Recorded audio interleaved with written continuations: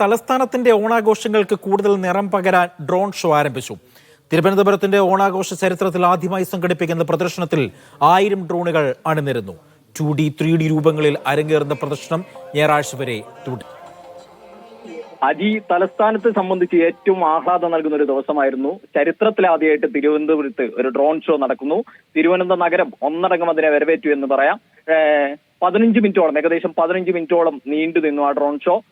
വിഴിഞ്ഞം തുറമുഖവും ഉൾപ്പെടെ ആ ഡ്രോൺ ഷോയിൽ ആകാശത്ത് വിരിഞ്ഞു എന്ന് വേണം. നമ്മളെ സംബന്ധിച്ച് ആകാശം ഒരു കൗതുകം ഉണർത്തുന്ന ഒന്നാണ്. അതുകൊണ്ട് തന്നെ ഈ ഡ്രോൺ ഷോയും അത്ര തന്നെ മനോഹരമായി തിരുവനന്തപുരം ഏറ്റെടുത്തു. കേരള തനിമയെ വിളിച്ചോതുന്ന ഡ്രോണുകളുടെ കേരള തനിമ വിളിച്ചോതുന്ന തരത്തിലായിരുന്നു തുടങ്ങിയതെങ്കിൽ പിന്നീട് വിഴിഞ്ഞം ഒരു പ്രധാന ആകർഷകമായി അതിൽ വന്നു. അതിൽ മാവേലിയും സദ്യയും കളരിപ്പയറ്റും ഉൾപ്പെടെ കേരളത്തിലെ പ്രധാനപ്പെട്ട എല്ലാ സാംസ്കാരിക തനിമയും ഉൾപ്പെടുത്താൻ കഴിഞ്ഞു എന്ന് വേണം പറയാം.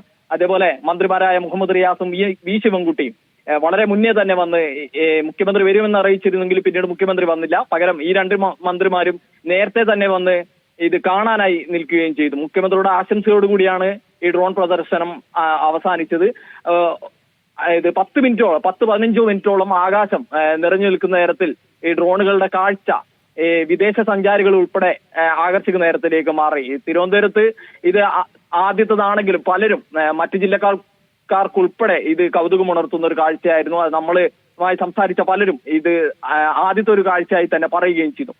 മുഹമ്മദ് റിയാസ് ഇത് വിദേശ സഞ്ചാരികൾക്ക് ആകർഷിക്കാൻ ഇത് ഉപകാരപ്പെടുമെന്നും ഇത് കൂടുതൽ മെച്ചപ്പെടുത്തിക്കൊണ്ട് ഇനി വരും വർഷങ്ങളിലും നഗരത്തിൽ നടപ്പിലാക്കുമെന്നും തുടങ്ങിയ കാര്യങ്ങൾ പറഞ്ഞു.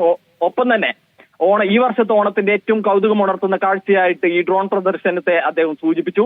ഇതിന് ഊന്നൽ നൽകും സർക്കാർ. പുതിയ തരത്തിൽ അല്ലെങ്കിൽ കൂടുതൽ വിപുലപ്പെടുത്തിക്കൊണ്ട് ഡ്രോൺ പ്രദർശനം ആരംഭിക്കും എന്ന തരത്തിലേക്കാണ് മന്ത്രി പറഞ്ഞത്. വലിയ സന്തോഷത്തോടു കൂടിയാണ് നഗരം ഇതിനെ ഏറ്റെടുത്തത്. സെൻട്രൽ